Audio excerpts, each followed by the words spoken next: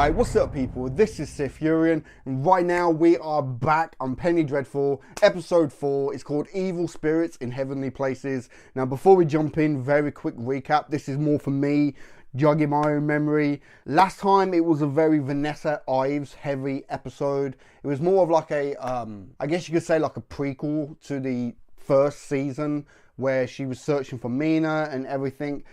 She went to a woman called Joan Clayton, I believe. She was like a cut wife. She helped young girls have abortions and do all different types of things. And it turns out that this Joan Clayton, she actually knows Madame Callie, I believe her name is. Like, I did actually like do some searching because for the life of me I couldn't remember her name. And it turned out that in season 1, I believe she was called Evelyn Poole. So that's why I'm getting a bit mixed up on her name. She's had like 2 different names on the show. But anyway, Madame Callie and Evelyn Clayton, they kind of know each other. It was said that they were sisters. Now, I don't know if they are like legitimately like blood related sisters or they were like sisters of the same covenant that they were in.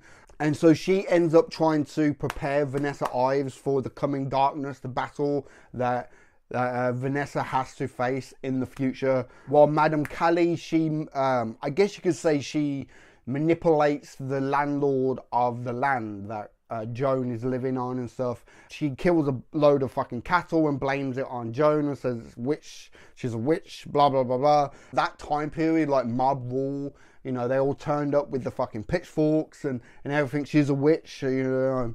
Sadly, they ended up killing Joan.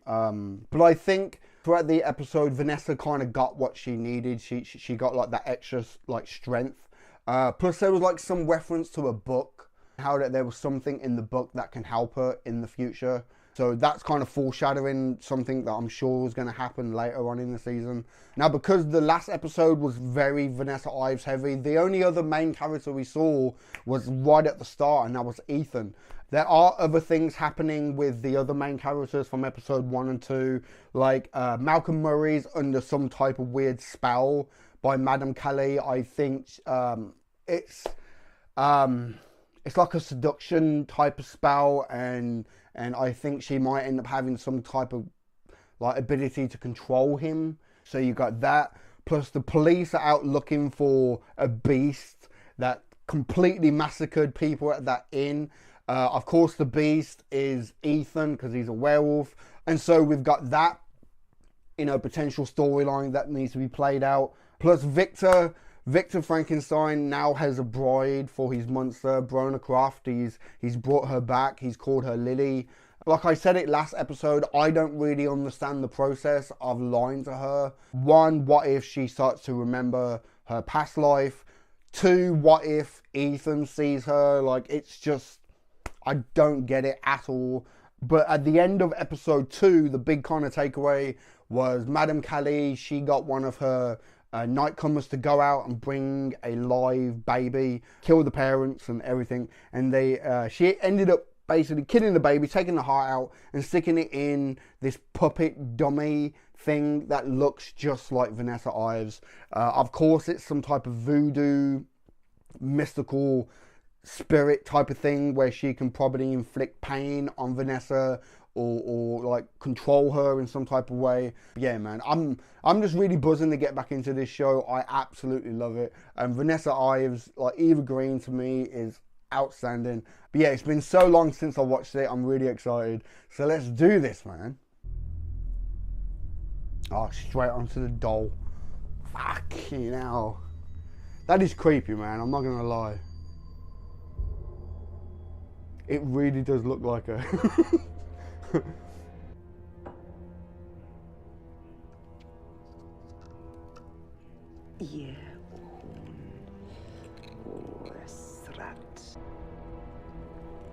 What?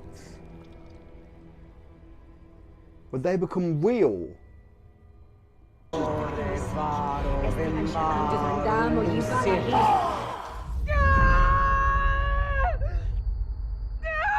Oh shit, that's Malcolm's wife, right? I was thinking like she looks very familiar, the fucking doll. Fucking hell, okay. So it is like some voodoo thing, like everything she does to the doll happens to the person. I'm guessing like inside of the doll, it becomes like a real living, breathing like person with a brain and tissue and everything you do to the tissue affects the person, right? And we know what they want. Yes, that we know. Now if we only knew why. They're making a fetish. Which is A voodoo doll. your hair. So they got what they came for. Utterly. I know totems like these. It is the most important thing to have the flesh of the enemy. Consume it. You take their power. What do we know about these creatures? We're safe during the day. They're only transformative by night. How do we protect ourselves? There is law to ward off witches. And rituals. And sturdy locks. And a shitload of weapons. Every weapon at our disposal. Every superstition. Every ritual. We defend our cliff.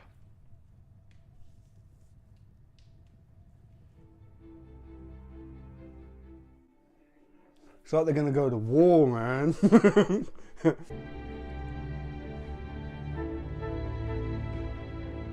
They should set up like some Home Alone traps at the doors and the windows and, you know, put tar on the steps and fucking nails sticking up.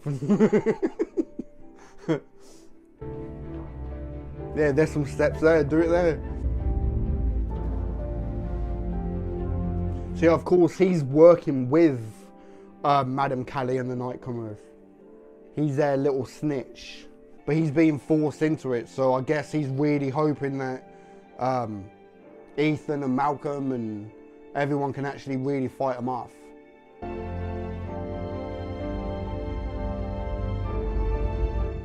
Yeah, he's praying like, fucking protect us, please. Snitch or not, man, like, he really don't want them coming for him.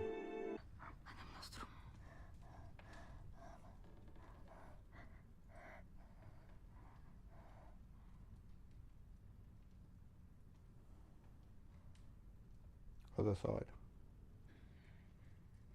No, back in the darkness. Something back in the darkness.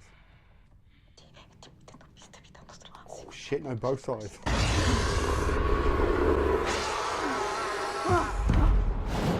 Fuck that. May I sleep here tonight? Of course. Oh. You think me foolish, I know. No. No such thing.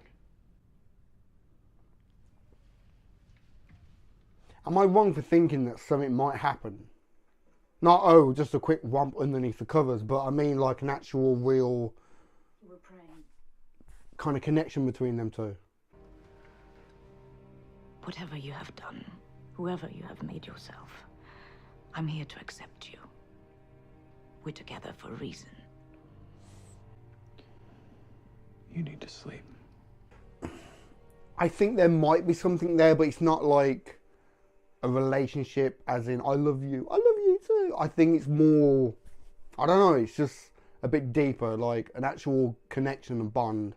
Like she kind of has that with Malcolm Murray, but that's just a case of, it's a case of like having like a history together. Ethan might end up being like a friend in the darkness.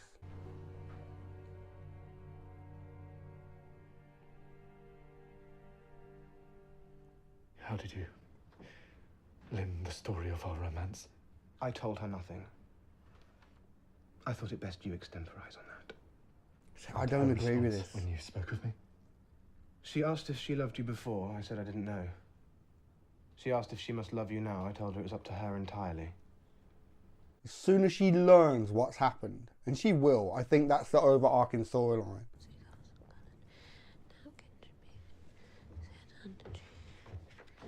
I think as soon as she learns, she's really going to fight against it.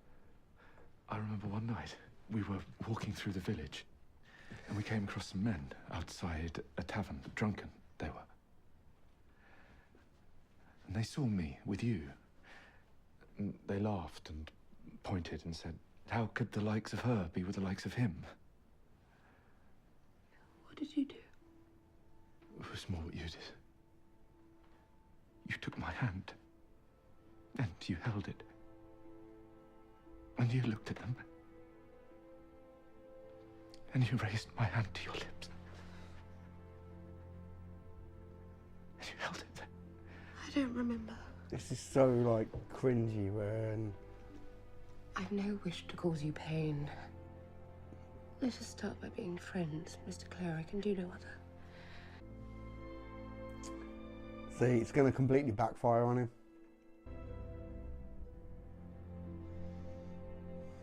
You know, he's thinking, yes. I reckon he loves her, man. He loves her so much. Fuck.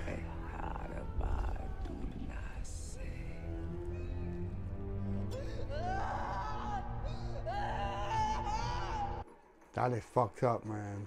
I think someone might have a doll on me. The amount of bad shit I've been fucking having to go through the last couple of fucking years. Voodoo shit. Oh shit. Inspector Bartholomew Rusk, Scotland Yard. I should like a few words, if I may. I'm guessing his name must be down on the books of somebody who's rented a room or something. Miss Ives, Doctor. may I present Miss Lily Frankenstein? Such a pleasure, miss. Your cousin has told me so much. How do you do, Miss Ives? Haven't they met before? At the theatre? I'm pretty sure they've met at the theatre. Where she slapped Ethan and went off and fucked Dorian Gray. Sure of it. There were murders. Were there? Many. Shame. All of the guests at the inn have been accounted for, but for one Brona Croft and one Ethan Chandler. I'm bound to ask. And am I bound to answer? Well, you haven't been remanded. Am I free to leave? Anytime you like. Dancing back and forth. I like that. Well, if you'll excuse me, I have an engagement. I do hope we'll see you at Greenwich Place soon, Doctor. We miss you. Of course. Such a pleasure, Lily. I hope we'll meet again. You're very pretty. Well, thank you. As are you. Good day to you both. Miss Ives. Victor. You were perfect.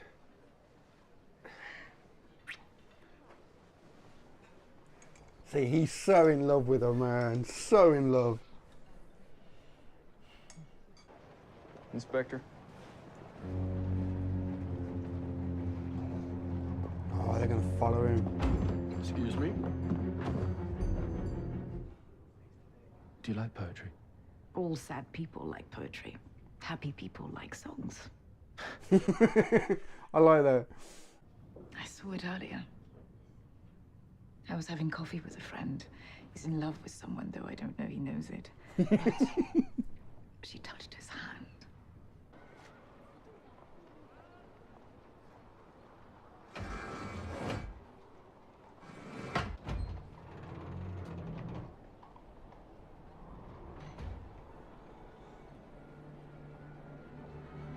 Okay. That's the guy who survived the attack. Oh no, he must know. Oh shit. I'm sorry, I think it's highly improper. They're brother and sister after all. Fuck, I forgot about this. Found something that's... Quicksand can't actually Wow, swallow okay, you fucking because easy as you're well. yourself Shit. For a while, that's all. Better not to struggle, dear. I can honestly say I've never met a woman like you. You have no idea. Yep. Mr. Charter, you dazzle me. I always expect you to be so fiendishly manly, and then out come these soups of wit. You inspire me, Mr. Lyle.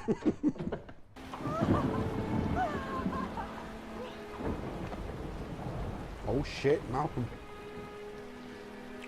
See, is this the spell or is this?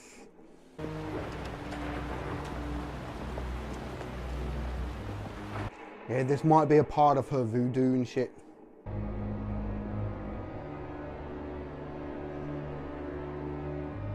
shit's fucked.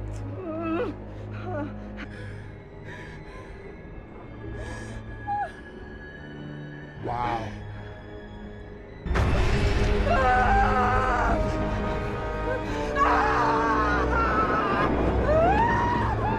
Fuck. She's gonna kill herself or something. For a second there, I thought them two were gonna start kissing and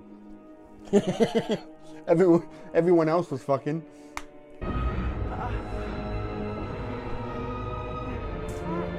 Yeah.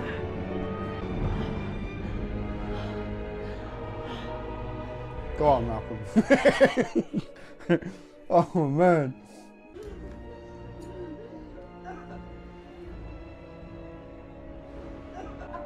Cut her own throat or a wrist or something.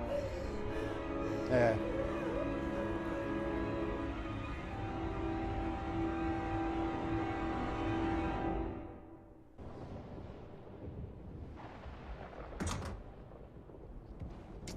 Wow.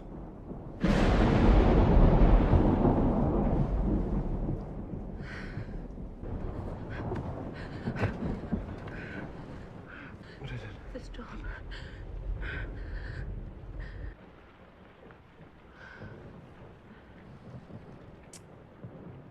Oh, fuck me.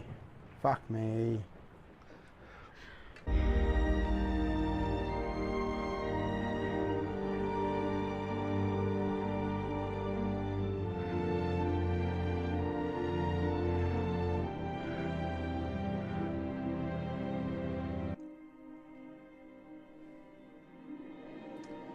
Wow.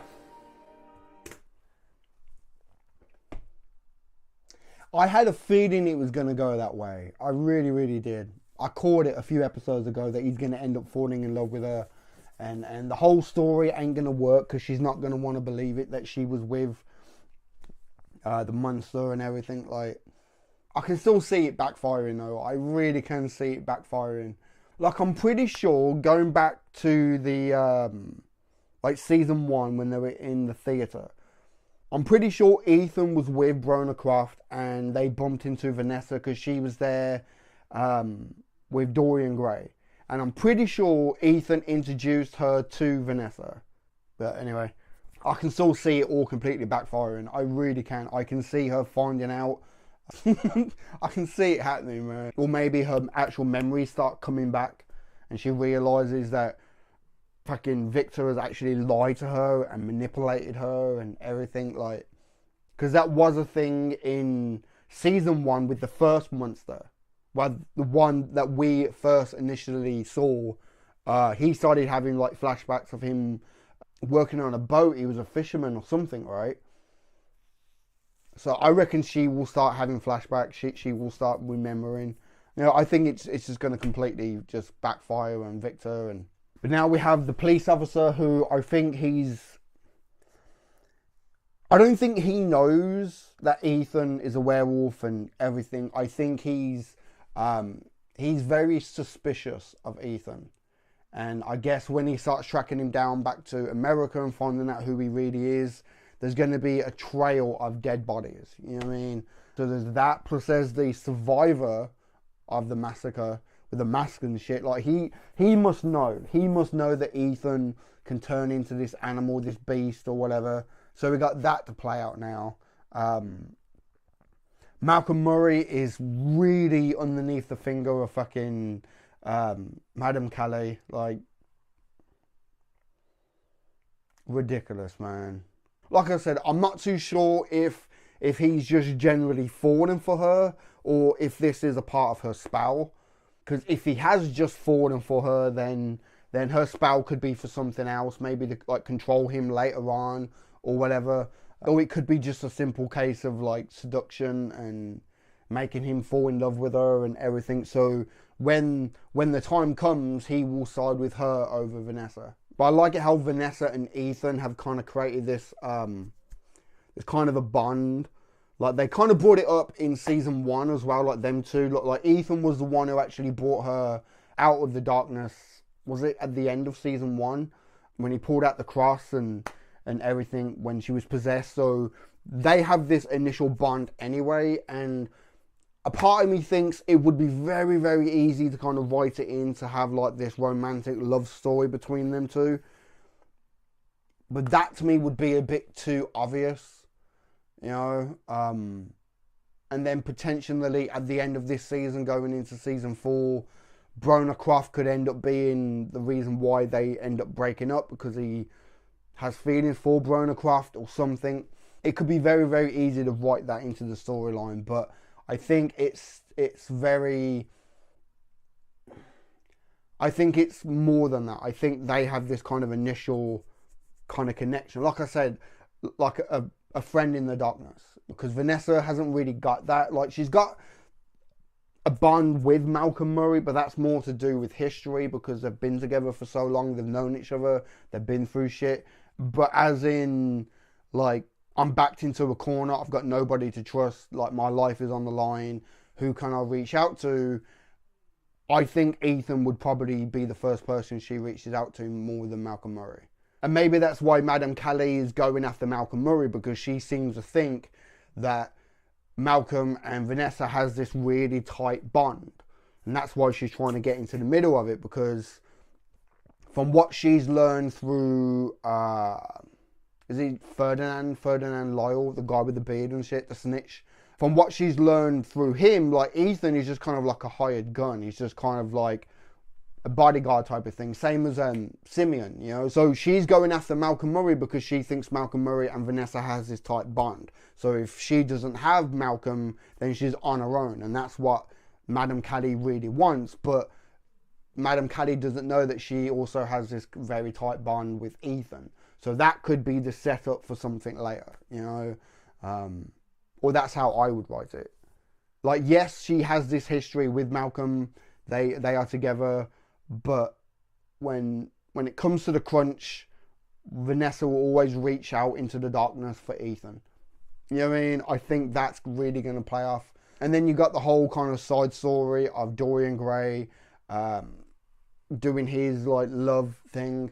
Like, a big part of me is wondering why we actually have Dorian Gray still in the show, because his story is a complete side story. It's got nothing to do with the main storyline, you know what I mean? And yeah, you could say Ethan has his own little side story, being a werewolf in the police and everything, but Ethan is still connected to that main storyline. Dorian Gray isn't. He's not connected to it at all. He's got his complete separate thing. Like I said, I think I said it before, I think they could very easily write Dorian Gray out the show and say that he's just gone travelling.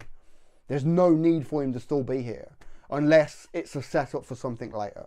You know, maybe the woman, the guy that he's now with, I don't know, like maybe he'll die later on, and that will compel Dorian Gray to become a part of the main story.